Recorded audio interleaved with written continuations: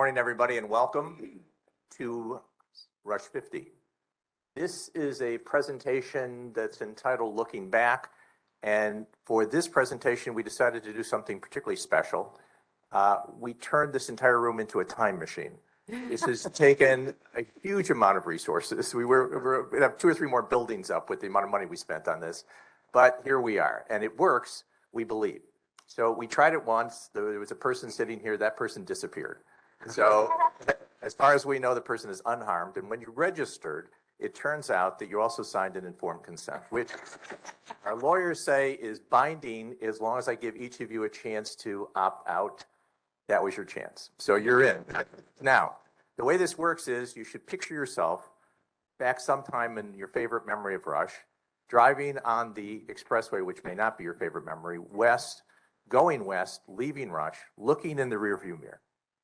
And what you see is not the red brick building that currently has the Rush logo and in white, Rush University Medical Center.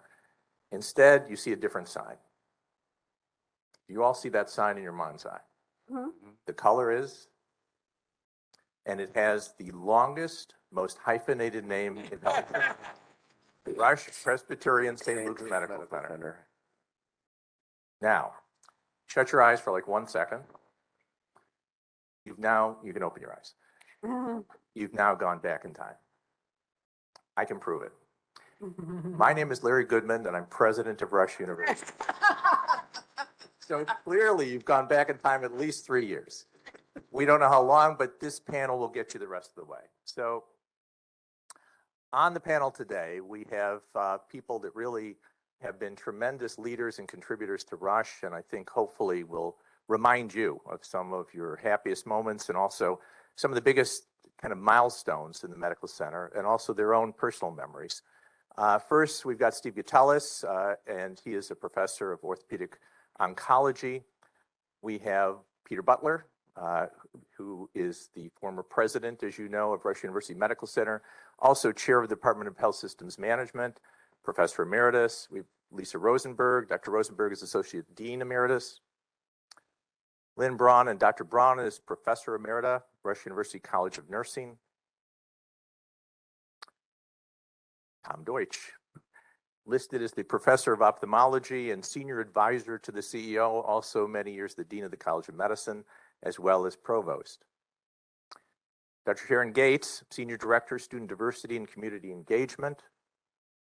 And Abdullah Najai. Dr. Najai is the medical director of emergency medicine department chair at Mercy Health in Rockford, Illinois. So first, I want to thank each of them for helping today, and please join me in thanking them.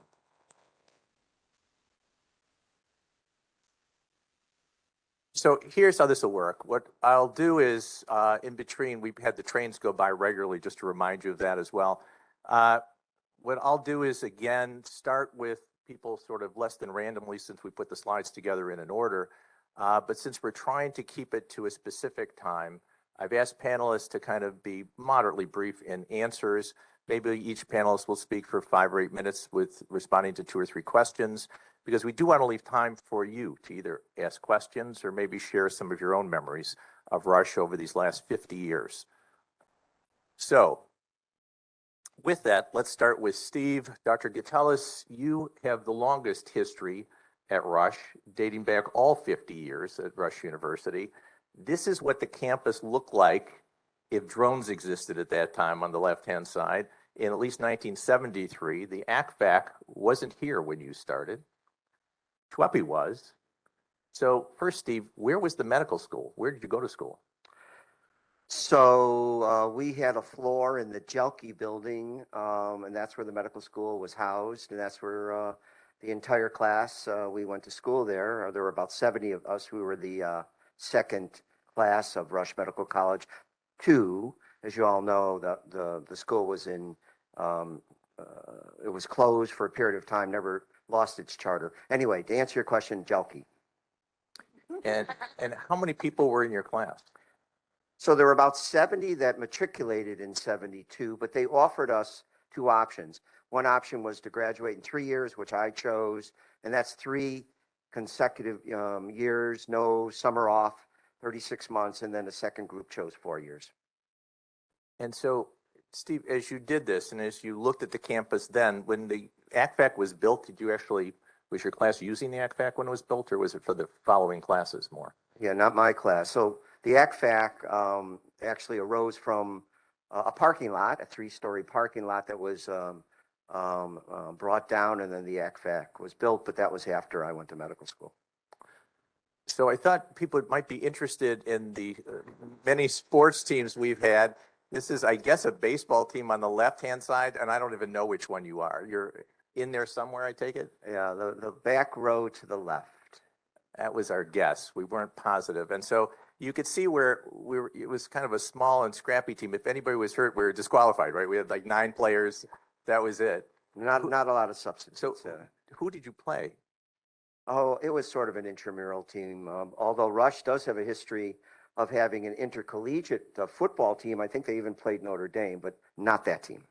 So actually, Rush did play Notre Dame. Anybody know the score of that game? 6-6. See, not so bad, eh?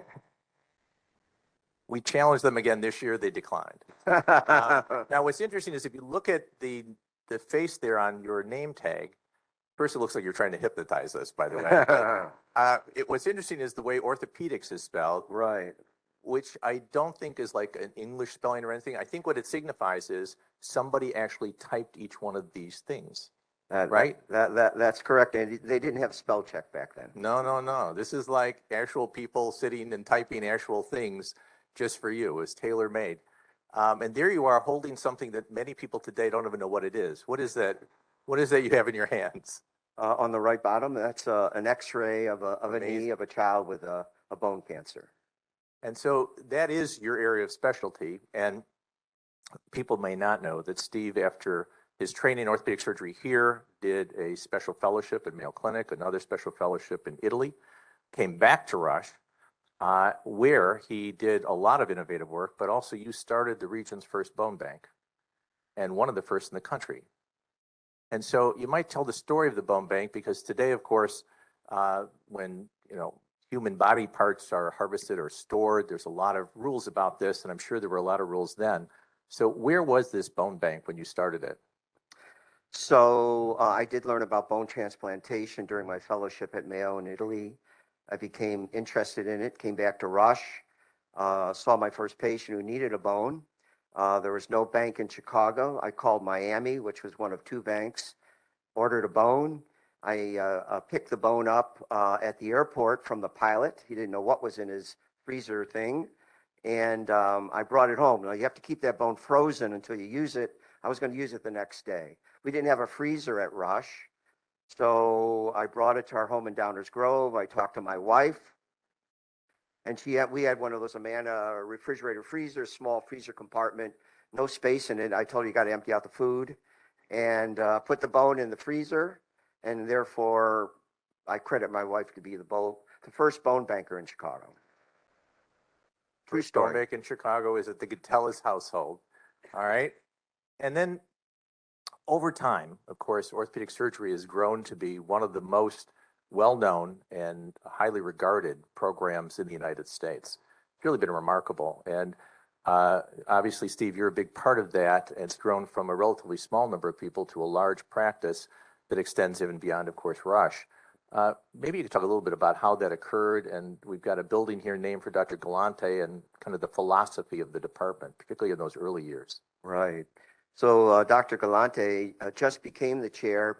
Previously, Rush was the training program for the University of Illinois. They decided to start a department of orthopedic surgery, and he was chosen to be the first chair. And he was an incredible man. I give him credit for much of the success that I have enjoyed. He taught me early in my career to combine excellence in clinical care with research, and largely translational research, where we would do the work in our laboratory, and Rush has a huge orthopedic laboratory, and we'd bring it to the bedside. So Galante is largely responsible for the growth of our department. When I joined the group, there were 8 of us, and now there's over 50, probably more than that. So we've grown tremendously all these years, and again, George Galante was our first chair, and he was inspirational. Thank you.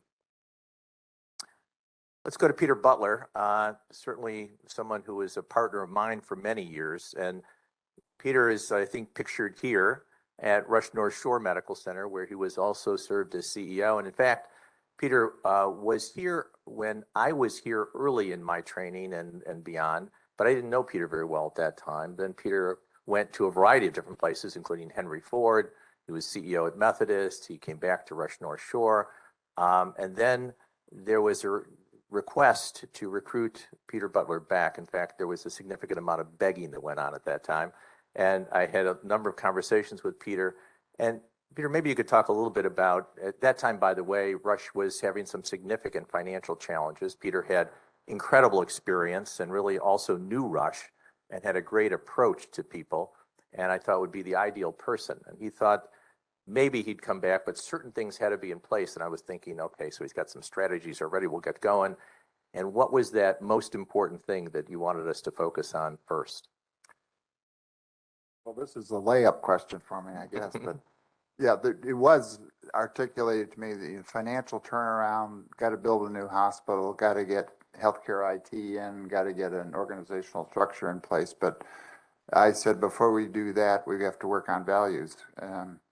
I knew these organizations have a lot of tension in them. And I said, these are hard things to do. And if we don't have each other's backs and don't have a little bit of fun in what we do, I'm not interested. So, and I even introduced Larry to a couple people that could do this. And I said, so I'll sign up, but that has to be the top priority in the beginning. And it was. To Larry's credit, the first month, we spent down at the president's house a couple of days hatching going from 23 values down to the 5 that we have today. And then it spread out across the entire organization in a way that made it much easier to work with Deutsch, because I never could have done otherwise. We always had that difficulty. But that was the kind of idea, we actually looked at the trust fall. No, the trust falls, yeah. But we looked at each other differently, and it just kind of, you come in the morning and you felt, you know what, we got each other's backs. This is going to work. Thanks. What was kind of eye-opening to me was how important that was to everybody in the organization. Of course, people value behaviors, but there was something critically important about calling it out as something we were going to work on first, even though we were very transparent about the other challenges that the medical center had. And I think it did do a lot to bring people together and also get people comfortable in talking about where we were missing on those values. Because I think early on, we did ask people to comment on how senior leaders were doing on values right out of the gate, just to get some feedback. So that was unbelievably important. And one thing I did pull out, because this was now 10 years after that, so Peter came to back to Rush in 2004. 2014, this was something that was in Modern Healthcare that Peter wrote, which is a Hippocratic Oath for healthcare managers. Let me just read a piece of it if I can from this distance. I'm not sure. If we let our roles be defined by what the financial markets and rating agencies incentivize, like growth, market power, and a strong balance sheet, we'll find it increasingly difficult to argue that healthcare management deserves the same professional stature as that of our clinical counterparts. But if we broaden our focus to include increasing access for all and meeting the triple aim of lower per capita cost, higher quality, and better health, we'll have unique and important contributions to make. That's the person who led the HSM program for years here. And that's kind of the legacy of kind of the administrative people that are trained at this institution, many of whom are in the audience now. So I think that's been important. But that translates into the actions of what happens. And as Peter talked about, we had some facilities problems. And one of them was we needed a new bed tower. So how did we happen to, anybody remember the tennis courts that we had? Anybody ever play tennis here? I didn't. There was a little teeny track that you could run around, but so Karen Lamb did. So we took the tennis courts down, and then we kept the concrete, and suddenly one day, or the asphalt, suddenly one day this was drawn on it. So Peter, what is this? Let me say one quick thing about the Hippocratic Oath, and that is that I always I think I listened carefully, and then I stole all of my ideas. I stole from somebody else. So Andy Garman deserves credit for the term. I may have had the passion, but the term, the Hippocratic Oath for healthcare management, is Andy Garman. And when you talk about this, and now Eileen Dwyer up in front was a member of the Office of Transformation, and I'm pretty sure, as it was for me, a passionate part of her career, where we actually deployed the values in a very real way. We were innovative, we were collaborative, we were respectful, we were accountable, and we had amazing excellence. So, you know, when I got here, people said, well, we got to get a shovel in the ground, at least start with the ER. We can build everything else on top more, but we got to make a statement in the market. And I go, whoa, whoa, whoa.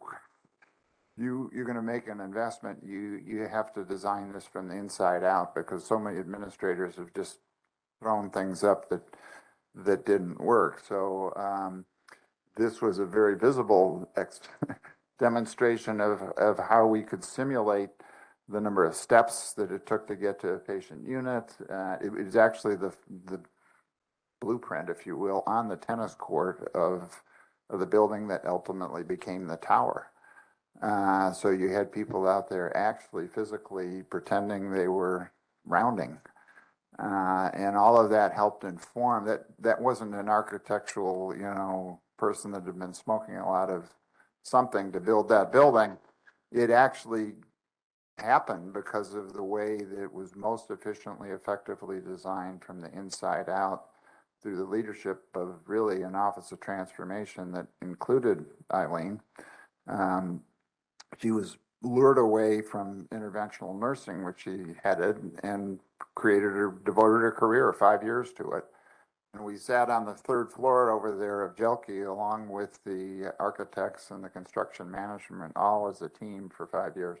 That's a longer answer than you wanted, but now you're getting to the...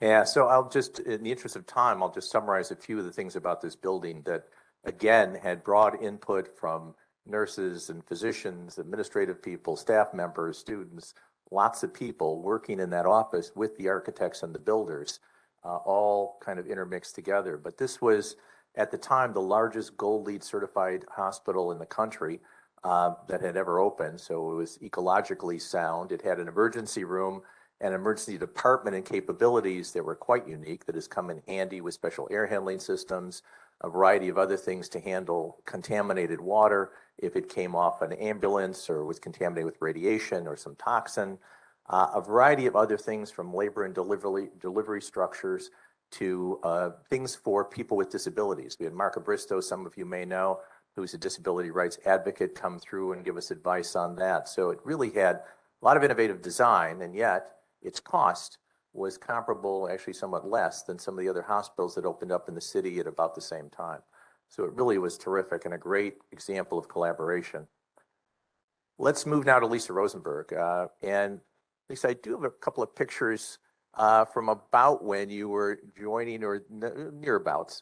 And this is, I was going to say you're the one with the sunglasses on the left, but oops. Yeah. I think it's the bottom left-hand corner. That's me, yeah. And the upper right. That's me. Next to Benny the Bull, when Benny the Bull was like 6 out of 9 times or something, was we were NBA champions. This was when Jordan was around. Maybe again soon, who knows. So Lisa, your first job, what was the actual job title?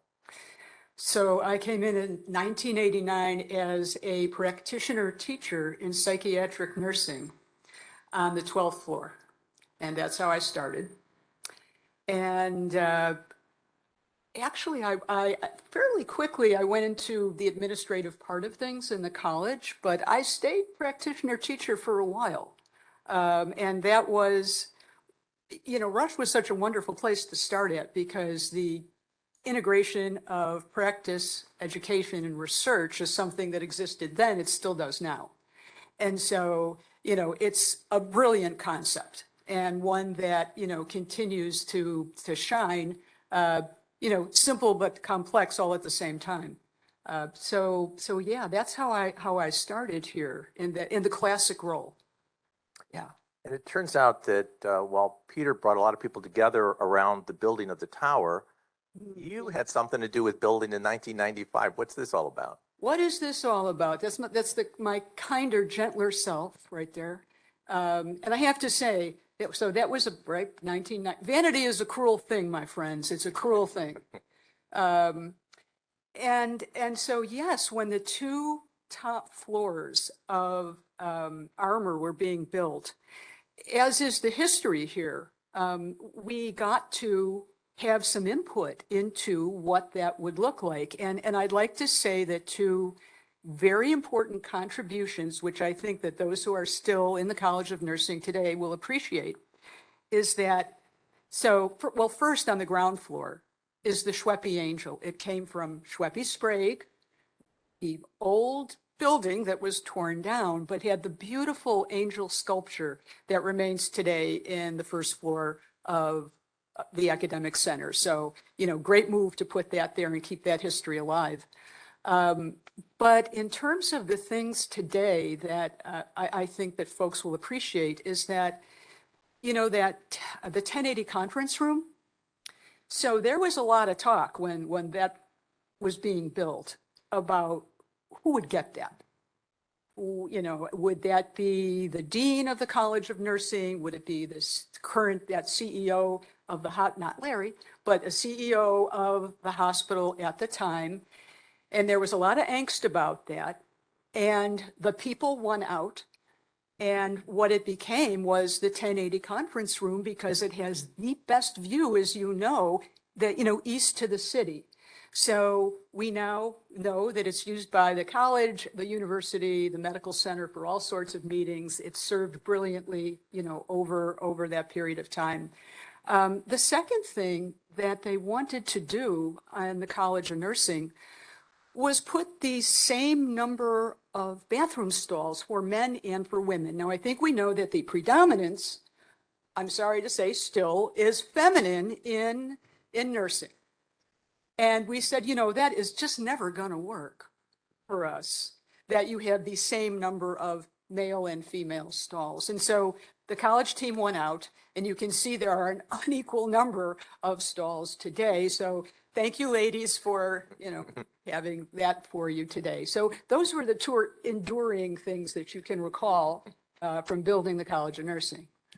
Well, from structure comes function. So over this time, the College of Nursing has really become this unbelievably, not just well-known and highly regarded, of course, in my opinion, the #1 College of Nursing in the country.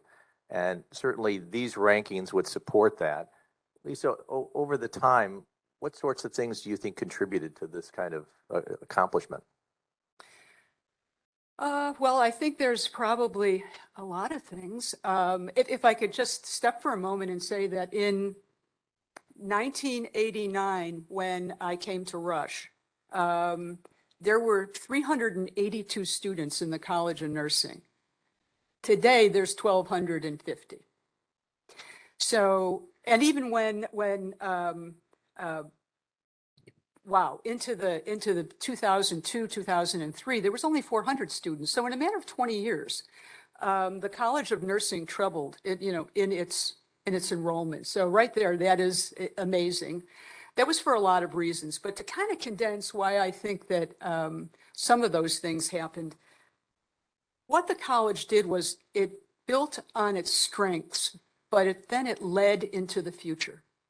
And it was those two things together that I think brought about not just the enrollment, but about how it is that Rush College of Nursing really stepped to the forefront nationally.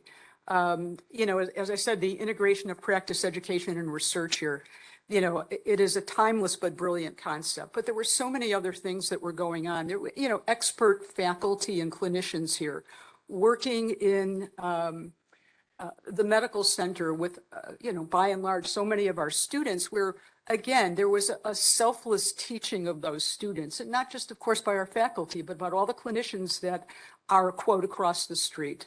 And really seeing interprofessional practice being role modeled for them. Those things, kind of as a basis. But we also did a number of things that helped these programs, I think, quite a bit.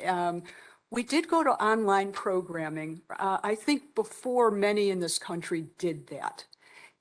psychiatric nursing being my background, back in the 90s, when you have 4 or 5 students entering a program every year, it's not going to cut it. It's not going to be sustainable. And so glad to say that the department went along with me and said, okay, we can do this online. And those 5 or 10 students became 10 to 15 and then 15 to 20. And all of a sudden it was 50. And we had terrific faculty and all of the other things I just said. And so people know Rush for its clinical excellence. They always did. And so these programs became nationally ranked. We also, changed to the DNP program fairly early on, from a master's to DNP. And so we were the 3rd program in the country that went to a doctor of nursing practice. And so when you put that out there to folks and say, we really are at the cutting edge, at the forefront of what we're doing clinically, and again, how we're integrating education and research into that clinical practice, well, it's a winning formula. Thanks. Dr. Braun, let's go to you. So this around 1980 or so, and I'm also curious, your first job here was titled what? Well, first, Larry, I want to dovetail on how you started with Dr. Gitelis. My husband has asked me more than once what time the homecoming football game is today. We're tailgating right now. Okay. That's what we do now. And secondly, Lisa, you forgot to mention that our first offices in Schweppe Sprague were actually dorm rooms. They were dorm rooms that had a sink and you could tell the place for the bed and everything, because that is where the nurses from the diploma program actually lived. My first position here at Rush, and why I came to Rush, was to be a practitioner teacher. I was friends with someone who was in a guy who was in the undergraduate program, and he told me that his faculty all practiced. And I said, what do you mean? Because that was not at all commonplace among nursing back in the late 70s, early 80s at all. And so I read about it. I chose to come to Rush for my master's program because of it. I was educated by practitioner teachers here, and I wanted to be one. So I was recruited and stayed then as a practitioner teacher in the cardiac step-down unit. And in your work in cardiology, you have been involved, I think, with the American Heart Association a long time. Yeah. When I see you or Annabelle Volkman anywhere, almost always there's some red dress involved. So what's all this about? And the Gold Heart Award is really the highest award you can get for the American Heart Association. So congratulations on that. But maybe you could talk a little about your service to the organization and what that meant. Service to organizations and service to the community has always been an expectation. And, I remember being told by my first boss here, Mary Lee Donovan, that, she expected us to not stop working when we leave these doors. She expected us to go into the community and make a difference. And I took that to heart and went back to my office and called the Heart Association and said, what can I do for you? And they said, we need someone to speak to community groups. So they gave me 2 pages of hard slides and said, here, and sent me to all over the south and west sides to speak to different groups. I was on the Speakers Bureau for the Heart Association. So that started my career with the Heart Association started with my career at Rush. It really did. And I've been in, multiple roles, multiple leadership roles at the local, state, and national levels for the American Heart Association.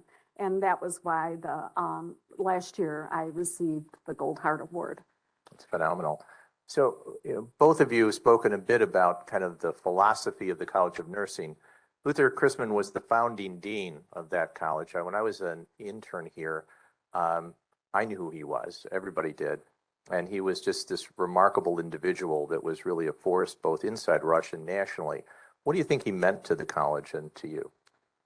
Oh, a ton, a ton. When I think of Luther, I think of primary nursing, where a staff nurse is responsible day in and day out for the same patients, knew them backwards and forwards. And then it's actually the practitioner teacher model, not the teacher practitioner model, because he felt that nurses are clinicians first.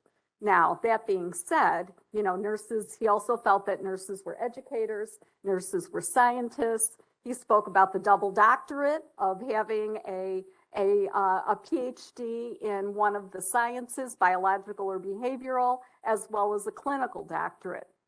But he was, he in large part, because I came for the practitioner teacher model, I read about Luther, I came here because of Luther. In the end, we didn't always see eye to eye on some things, but he was just an amazing visionary in nursing. And all of us here had the pleasure of so many nurses from around the world came here to learn about Rush. And we all had the pleasure of showing what we do. Rush nursing has had a reputation throughout the world since the beginning of Rush nursing, I think. And so we all had, we had a lot of nurses from Asia and Europe and all over come to work side by side with us and learn from us. And that was incredible. It really was. Thanks. Dr. Deutsch. So Tom, you also, although very involved, these are some pictures for entertainment value. This is Tom and his dad. And your dad, what was your dad's role here? So he was a junior partner of his father, who was at St. Luke's Hospital starting 100 years ago, right now, and came as a faculty member at the University of Illinois when things first started. When the medical school was reopened, he ultimately became a professor of ophthalmology and ultimately the chair of ophthalmology. And when I finished my residency at the University of Illinois, he recruited me to come back and be the program director. And you eventually rose to what level in the department? I was the chair starting in 1996 when he retired as chair. And one of your daughters went into medicine, and she ended up in ID. Is that right? No, she didn't. She made a better decision. In my memory, it's ID. Yeah. She's an ophthalmologist, actually. Oh, yeah. I knew it was one of the two. So Tom, you were doing graduate medical education work as well as the dean over that area. And then when I came in, I asked you to be first the acting dean, you became the dean, later the dean and the provost. And during the many years you served, a variety of things happened. This just goes to 2016 and beyond. This looks at just the growth of the university. But if you think back on the size of the university when you started as provost, or again, this looks at research just over the last year or so. But I can look at the right-hand side where it accumulates up to $130 or so million of externally funded research. What were those numbers when you started? And I think more importantly, as we talked about before, at that time, we were kind of challenged financially. The translation of challenge was we were losing about $5 million a month, and we had about 42 days cash on hand. So how do you go with that and encourage growth and get to these kinds of numbers eventually, although these last few years were certainly other people running it, but you did the run-up. So first of all, in 2002, there were about 900 students. So we've more than doubled the number of students. And, as has already been said, a lot of that was through growth of programs, but it was controlled growth. And one of the things is that if you just allow things to grow organically, you're going to lose the break of quality, but you're also going to lose the break of, what is the financial implications of it. So we had to be cognizant of that all the time, because actually at $5 million, a chop and 42 days cash on hand, we were basically broke. I think that a lot of what happened was, and this has been alluded to as well, growth through people. And the people are leaders, chairs, deans, outstanding deans in nursing, health sciences, and the graduate college. Those allowed us to grow programs. There were 2 new programs that were instituted in the graduate college, 2 new programs in the College of Health Sciences, and growth within programs that already existed, not to mention the slew of new programs in the College of Nursing. Very innovative programs like the GEM program, and of course the online programs. The other thing is we had to keep our eye on the ball of what we were, and it's been mentioned over and over again. We're a private, relatively small, honestly boutique, all we do is one thing, healthcare. And so in order to do that, what do you expect from a boutique? Excellence. The customer service has to be excellent. The product has to be excellent. And in the end of the day, what you do in a university is you prepare people to have a lifelong career in something. And so we needed to give people the preparation to be practitioners, because that's what we were training. And we did it through this model of practitioner teachers. Every program at Rush has a practical component to it. That's a big burden. That's a big cost, actually, because it means that you can't just give a bunch of lectures and expect people to become outstanding. You need to have practical experiences, and over the years, those practical experiences evolved not only in the patient care, the direct patient care that we did, but also simulation, and we invested quite a bit over the years in outstanding simulation so that we were sure that every student, when they graduated, had had the experiences that they needed. Now, this is, I think, even a better story. So starting in about 2006, we really, in a pretty systematic way, started thinking about the kind of research that we were going to do at Rush and how big it should be. And what it was guided by was 2 basic principles.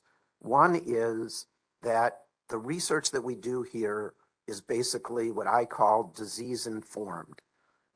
In the outside world, it's often referred to as translational research, meaning that discoveries are made maybe in the laboratory, but they're translatable to the real clinical world.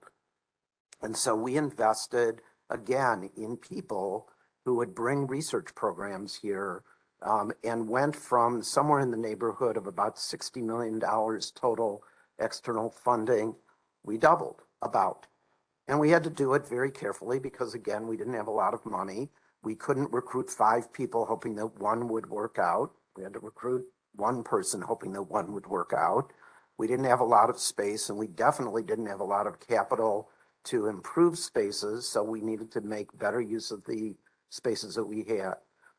A lot of this, what you see today, is based on people that were recruited over the course of the last 15 years. Somebody told me last night that they have recently gotten, over the last year, 7 R01 grants, of which 3 of them were in the top 1 percentile. And the reason for that is what in the NIH world they call the environment. So part of the reason we doubled was not money. It was to be able to be in every conversation about research in which we could say we have an environment to be able to succeed in this research program. And I think that's really why we were successful. It's tremendous. One of the other things, and now I'm up to you, Sharon Gates, is the service from the standpoint of students. In many universities across the United States, certainly, particularly in healthcare, people have a personal mission. That personal mission typically inspires them to do yet more, even though they're usually in a very vigorous program. They still do more and do outreach activities. Here, it's something special, and essentially, I think every student participates to some degree. Sharon, can you talk a little bit about RCSIP and the other programs we've got and how that's worked and how it's evolved over time? Absolutely. I tell you, RCSIP started with a couple of students, one in particular, Peter DeGolia, volunteering in the community and just explaining to people what those numbers meant when their blood pressure was measured. And just taking that information and taking it back to the medical college and saying, we're onto something and other classmates want to get involved, but we want to do this with the college's blessing. And they went to Dr. Eckenfels, who then took it to Dr. Goodman, who at the time was the senior associate dean of the medical college. And from there, he gave his blessing, but the students had a requirement. They said, it cannot be graded. It cannot be a requirement. It has to be because they just want to give back. And that is true today. And that mission, our commitment to the values, our commitment to respect of the community and equity rings true. Our students are innovative. They come up with these ideas, but they are very responsive to the community. And in the beginning, we relied heavily on the nursing program to come to us and tell us what the community was saying. And we said, wait a minute, nursing has to be involved. Not only nursing, but nutrition has to be involved. And it morphed across the university. And now that's what excites me so much whenever I'm invited to speak to the incoming classes, to the applicants, because they are saying that's one of the major reasons why they choose Rush, because of these outreach programs. And so you're right, when these programs started, students were adamant that this had to not be for credit. They can't be evaluated in any way. They just do it because they want to do it. And they were largely student run. They had faculty members, by the way, who were also voluntary, but they were organized. The students would pick a place and say, we think we could do a rush night at this homeless shelter or this place or that place. They would organize getting the students, getting the faculty sponsor. They would pretty much run it. We would be aware of it. We tried to provide administrative support. Certainly, as Sharon came in, she was absolutely critical in providing that support. And I think what it did, was it helped students realize you can intellectually read about social determinants of health, and then you can go and see it in action, and you can intellectually get the question right about inequities of health outcomes, and then you can see it. And that merely providing the same great service for everybody that comes through the door isn't cutting it. And so this, I think, did a lot for our students. And as you point out, I know that when we would meet, and it started in the medical school, this aspect of it quickly spread into the university, has been a real attractant for students. And I think selects out those students who are especially passionate about this. One other thing about Dr. Gates is that she is, not surprisingly, a real favorite of students. So this is Sharon at graduation, normally quiet. And so, but now at this graduation, you were a hooder. How many times have you been the hooder for the class? It's been about 9 times, and it's quite an honor. It's quite an honor. So it really is one of the most amazing honors I think a faculty member can ever get, or anybody can get, is to be honored by your students.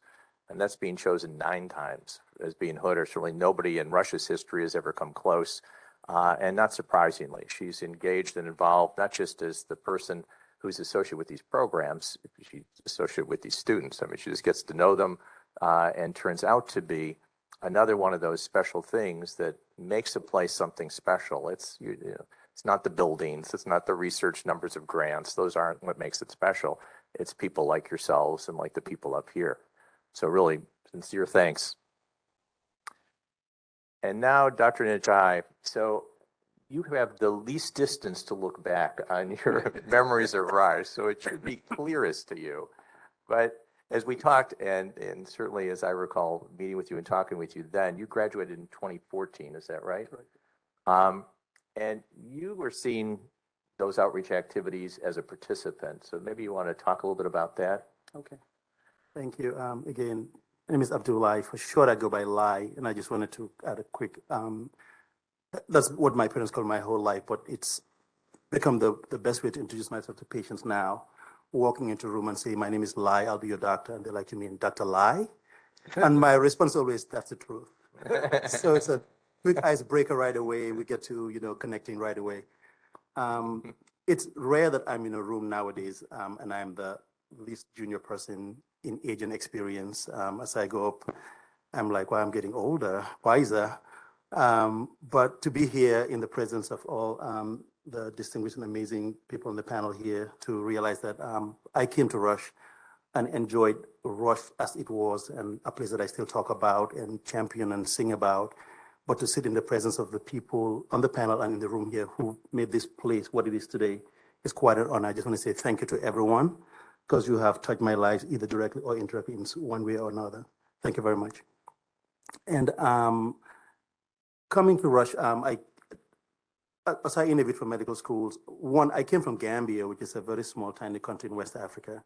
And I like to tell that I was looking for somewhere warm, and I ended up in Chicago. So when I had my chance to escape finally and go somewhere warm for medical school, Georgia, was the place I wanted to go. Then I found Rush right in my background, and I just couldn't, make the call. So once I got accepted, I was very excited to come on board. And even from day one during the interview process, you can feel the community feel for this place. You can tell it's a very special place. You talk to students, they all seem very happy. You go to other programs, you talk to medical students, they're all wound up and uptight and afraid. You're like, there's something here that's special. I don't know what that something is, but I would like to find out. And you come to find out about what we build on for wanting to give back to the community, wanting to combine the academic as well as the social aspects of what it takes to be a practitioner, clinician. And so I think that's what was my draw to this place in the first place. And I think on the bottom right of this slide is the Franciscan Outreach. What is that place, and how did you work there? Yes, so when I came to Rush and I'm looking for things to do, I realized very quickly the time was much more limited than I expected. I thought I was going to have all the time in the world to give back, and I found out you would probably be studying some days 12 hours. So I met with Sharon and I told her that I really wanted to give back, but I don't think I have the time to do that. She's like, oh, my love, yes, you do. She's like, we'll make sure it works just for you. At the time, my wife was in Cleveland finishing up her training, so I had spent a lot of time in Cleveland back and forth. So Sharon was like, I'm not going to put you on any of the committees where you're responsible for, shaping the programs as we go, because there'll be a lot of commitment. But I'll put you in my strike force. And it sounded really fancy, by the way. I'm like, what's that? She's like, the people I can call on in a heartbeat and say, I need someone here right now. Can you be that person? So this is one of the places where whenever Sharon needed help for the Martin Luther King Day, we would go there in the mornings and serve breakfast and attend to the residents of the place. Some evenings, she would call up and say, we need someone to go volunteer at the clinic. Can you do that today? So that's one of the clinics that we would go to give service, healthcare advice. But if I recall well, Sharon, do we still do that with Martin Luther King Day? Do we still go there and do? Okay. We'd go there in the morning and cook breakfast, 3 a.m. So you're all invited, by the way. So this is a homeless shelter that's just to the west of us on Harrison Street. I think it's less than a mile away. It's very close by. There is a small kind of clinic in the back of it, which is where Rush people go and see the patients, the clients of that shelter. And the last I saw, it still had paper charts. I think it still does, unless something happened very recently. So it's an important resource for the community, but it sort of also points out the fact that you could do a great job every night at that shelter, and the next night is the same sort of chronic problems, which has led to a different approach that we've developed on the west side of Chicago, starting to look more globally at what are the drivers of all of this and what can we do about it, which gets into how can we stimulate jobs, economic development locally, access to healthcare, as well as educational opportunities, really all of those things to really try to create healthy neighborhoods. All this comes from experiences like this. One of the things that you did after training here, which before I get to Rush today, let's stay with you, Lai, is training at county. So you went to county in emergency medicine, which is a tremendous program. Actually, our program was partially fashioned from there, since their chair at the time, Bob Simon, came over and served as chair here and built up the department. In your training there, county has also been a critically important component of the educational training of our students, specifically mostly our medical students. We're trying to open it up for other college students. But what has the training meant to you, and what was county like? So county, so having started here at Rush and some of the activities, I think Sharon at the time, there was a program that I'm not sure if it's still in existence, where we meet with young women, teenagers mostly, expectant moms, and you find a mentor for them so they can That's talk the to regular. Simpson Academy. Simpson, okay, Yeah. exactly. And I was a mentor at one point with one of the young ladies there as well. And that's how I got introduced to meeting her at County for some of our appointments and stuff like that. And it's just a fascinating place where people come from all over the world with all kinds of illnesses, and they will be taken care of regardless of, income level, insurance or whatnot. And to be able to be at Rush and have County as part of your network of where one could get training just was phenomenal.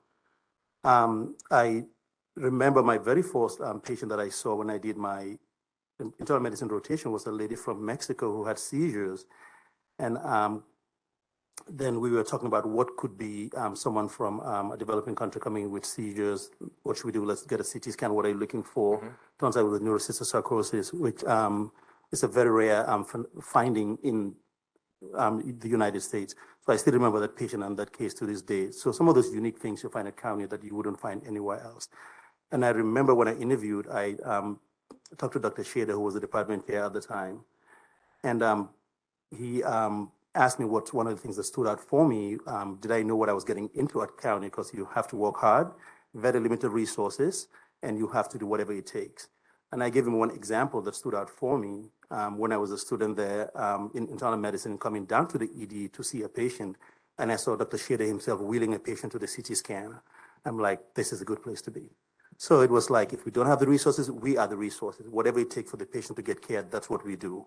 And I think that's one of the things that is very unique at County. Everyone believes in the mission, and there are defined roles, but we all go into each other's roles to make sure that the patient gets taken care of. It is a terrific place. Thanks. That was a look back. Actually, the machine is starting to fade. We're getting into today now. I've just got a couple of quick slides here. I did mention the rankings of the College of Nursing, but suffice it to say, the College of Health Sciences has incredibly high-ranked programs today. The medical school as well. And actually, if you look at the clinical side of the house, that's all us as well. I mean, this is an integrated organization. And faculty members are very much involved in being U.S. News and World Report Honor Roll Hospital, all of the clinical rankings. So it's an incredible place. And although I mentioned back in 2002, we had financial difficulties, suffice it to say the balance sheet is strong, things are good.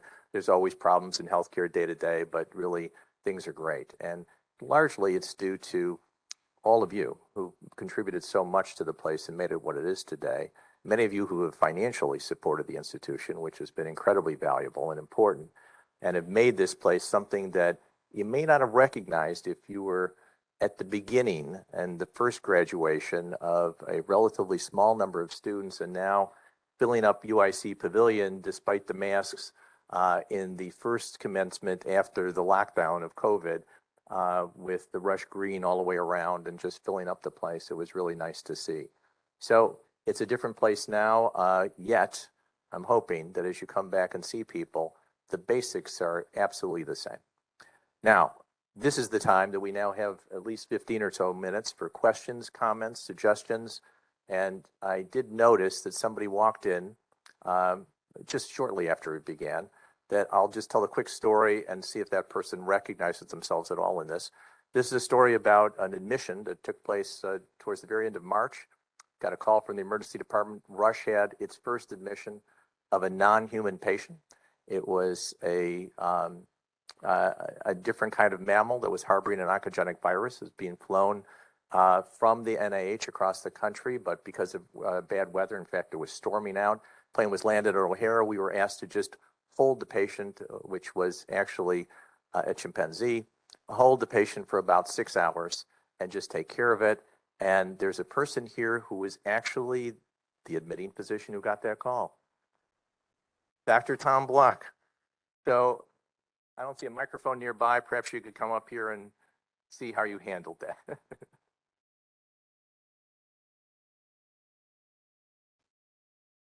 I was one of several interns on call that night who was instructed to come down to the emergency department to see this patient. Now, there were varying degrees of concern about what this meant for all of us, but I was fairly straightforward, walked up to the cart and saw that this was actually Hubert the Harris Lion, who had been absconded with in order to provide this thing. But some of my partners came down and were quite frightened and sort of shook the cart and ran away. And this, not exactly, must have been springtime in 78. March. March. And actually, you got the call about 12:05. It was April 1st. So, did you remember by any chance who called you? You, Yeah, it was me. Yeah. So, medical resident. yeah. So now we've broken the ice on memories and questions. Anybody else from the audience have any? Yes, Jane. Thank you. I'm Jane Llewellyn, and like Steve, I have been here for 50 years. I came in 1972. I was recruited by Dr. Chrisman to help develop the first College of Nursing. And so the first year, there were no students. It was our year of development. And we were practitioner teachers. I worked as a clinical specialist over on 2 Jones. And then at 3:30, we would all go over to Schweppe and work on the curriculum for the first class. And so that's kind of how it all began with me. And I just want to say this has been a wonderful program, brought back a lot of memories, and it's all true. You know, Jane, since you've got the microphone and you're right next to Jack, you're the only double dean, I think, in the history of Rush. So you might want to stand up and make a couple of comments about Jack Dufant was the dean of the College of Health Sciences and the Graduate College for many years. No one could have been more surprised when I think it was Gary Katz mentioned to me that you are likely to be named the dean of the Graduate College. And I was overwhelmed. I thought, how am I going to do that with everything else I'm doing? And I think I remained that dean for 23 years. So something happened, right? And during that time, we created a huge number of new programs in the Graduate College. It was about a year or two later that I then became the Dean of Health Sciences. And both of those were huge honors. As everyone has said, at that time and since, Rush is just the most exciting place to be. And I think all of us who worked here took collaboration as the most important thing that we could do. Everybody worked with everybody. There was such a level of excitement about what we were doing. It was, as Peter said, fun. We all loved it. And I think it still shows today. Thanks, Jack. Larry. Other comments, questions?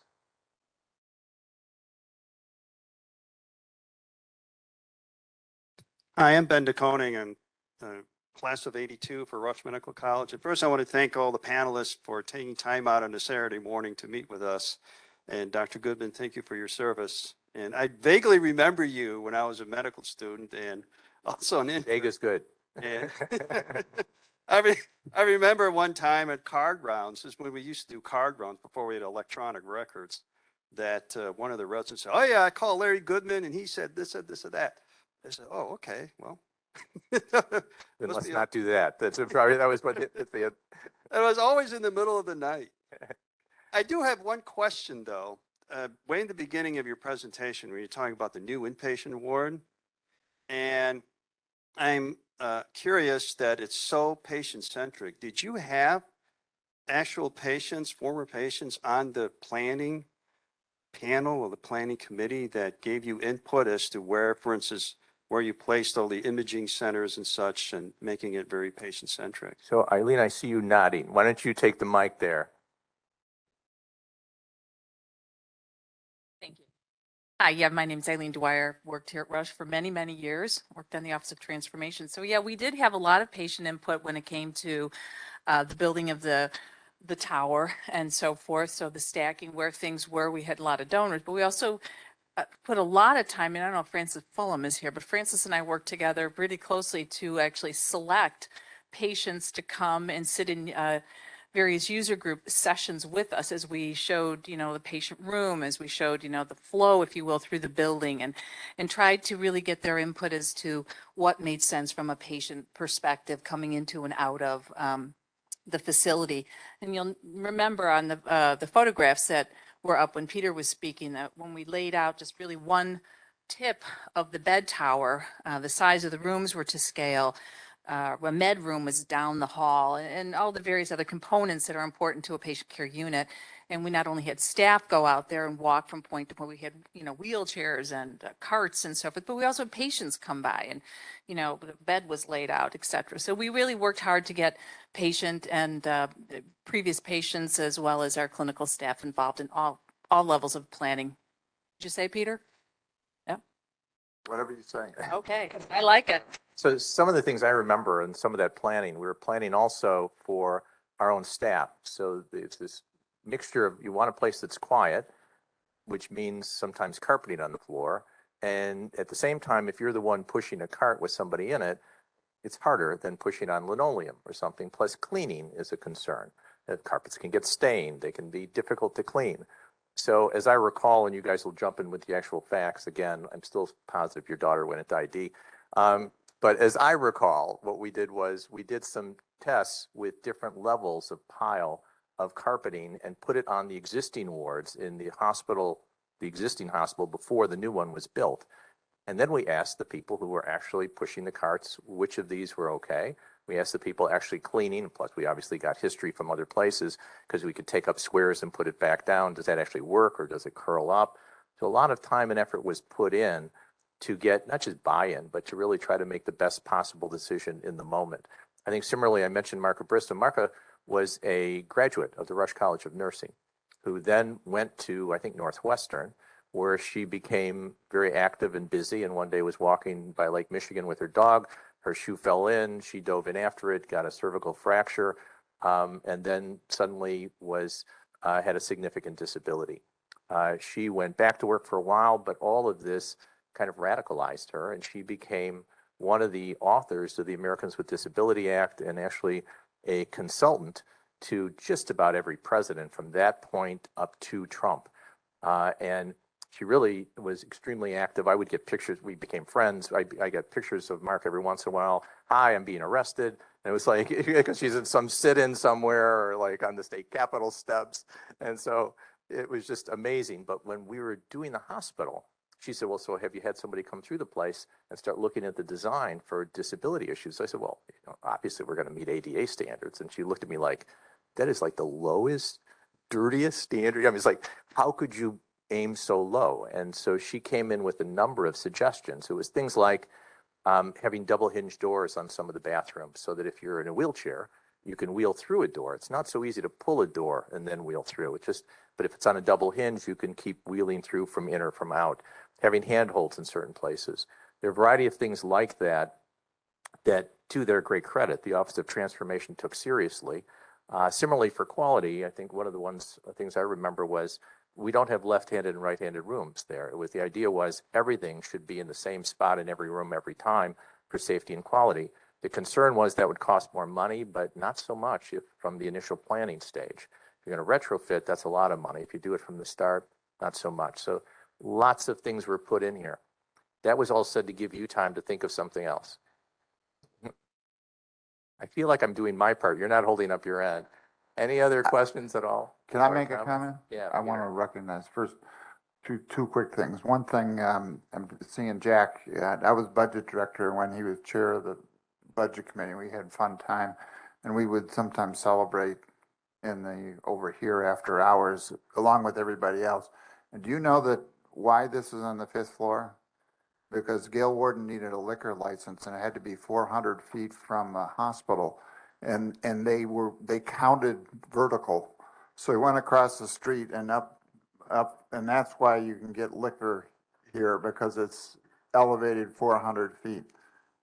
But what I wanted to. We're always thinking. See, so what I wanted to shout out though was Diane Howard, because she's the historian back here on these oral histories, and are you, Larry's 46 years. How many are you? About the same, right? And you're still going strong. But Sharon, not to diminish in any way your hooding, but just to set how many times have you been hooder? 9? Oh, we have. So we're gonna have a hood off? Is that what? Anyway. Like, is there such a thing? Diane, say something about our history, because you've seen us all at our best and our worst, and you've even interviewed half of us, for God's sakes. Thanks, Peter. It's a pleasure to be here. I'm really excited to see how many people have come. I'm originally from New Jersey, and if anyone ever hears about Hamilton, the play, that was exit 14C off the New Jersey Turnpike. That's also where Frank Sinatra is born. But growing up in New Jersey, you're really cognizant of your history. You always have to go to Washington and Philadelphia and Trenton, New Jersey. That's our capital. But I fell in love with Rush when I came here in 1977. Unfortunately, Bruce Campbell, our first chairman, is not here, but I interviewed with Bruce and our doctor over here, our first dean, December 7th, 1977. And history is very important to me. As everyone knows, African Americans, our history is basically an oral history. It's not in writing. But when I came to Rush, I fell in love with the place. And of all the places I've ever worked, between Virginia, Philadelphia, Cleveland, Chicago, Washington, D.C., New York, this is the only place I've ever loved. So thank you. And I just want to share the oral history with Dr. Deutsch and with Peter Butler. It was a wonderful experience. I met Peter in 1981 as the budget director, and he's still really tight on finances, as he was back in 1981. But I've had the opportunity to work on Dr. Goodman's oral history, which he doesn't want to be written. So we're definitely developing, and I did Jack Trufant's too, but we're working on a coffee table book that will celebrate the history of Rush and will be presented with the archives and with philanthropy in May. And it's been a pleasure working here. Thank you. Thanks, Diane.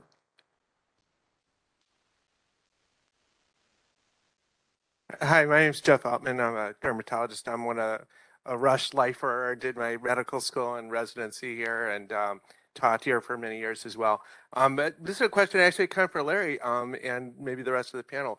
But I think in my experience, I think one of the most remarkable things about Rush in my training in medical school residency and was watching HIV/AIDS and how we conquered that, and Rush was really a leader in that in so many ways. And I remember a lot of collaborative work with, so many of the departments and really, kind of helping kind of conquer AIDS. And I find it remarkable that in our medical lifetime, how we had that and how, of course, COVID, just caused a complete pivot in our whole priorities. And I know that the ER has a lot of infectious disease kind of things, but from an infectious disease, like going forward, like how we're going to be able to take leadership as Rush and encouraging vaccination and research and pandemic type of things, and how dramatically these can just overwhelm every other specialty and everything we do very quickly. So I just was wondering about your comments from an infectious disease leadership and where Rush is. Let me just make some brief comments, and then I think we are coming up to a time for break. But just briefly, so emerging infectious diseases have really been, I think, a strength of the institution, and probably HIV was one of the big starts. I think we were pretty strong in infectious disease, but HIV challenged everybody. And this was, at the time, as you remember, was a syndrome before it was a virus. And so it was a constellation of symptoms. We had no idea what caused it. Could have been a virus, could have been some other kind of transmissible particle. People just didn't know. It was one of the rare infections which suddenly was not so rare, that also had tremendous social implications and really exposed and often divided families and other people, and was something people were afraid of. They were worried they would get it, didn't know quite how. Rush certainly jumped in. We were a member of the first AIDS clinical trial group, the ACTG network, that was part of the national network put together to collect data and then subsequently to really do new studies. An important part of the partnership with county was the formation of the Core Center, freestanding building to take care of patients with HIV, AIDS, and other infectious diseases, which still sits there today. Importantly, in the Core Center, while there are treatments available and other things, I would say the most important part of the Core Center were things like legal services, daycare services, dental services that often, particularly in those early days, people could not get. And so it really provided the kind of holistic list of things that people needed to cope with infections like that. Today, certainly we were kind of physically built and I think had the team well beyond the clinical practitioners with specialty. It takes a huge staff of people that are willing to take on Ebola patients, COVID patients, in the numbers that this place did. I'm talking about COVID over the last several years of the outbreak. And that's much to the credit of Dr. Latif and the team that's here now and all of the people at Rush that just, doubled down on something that was impacting everybody. But Rush took a hugely disproportionate share with incredibly great outcomes. With that, we've got about 10 or 15 minutes to break before lunch in there. I do want to recognize two deans that are in the front row here. Dr. Christine Kennedy, the Dean of the College of Nursing and the interim provost, and Dr. Cynthia Brinkett, the interim Dean of the College of Medicine. I want both of you stand and be recognized.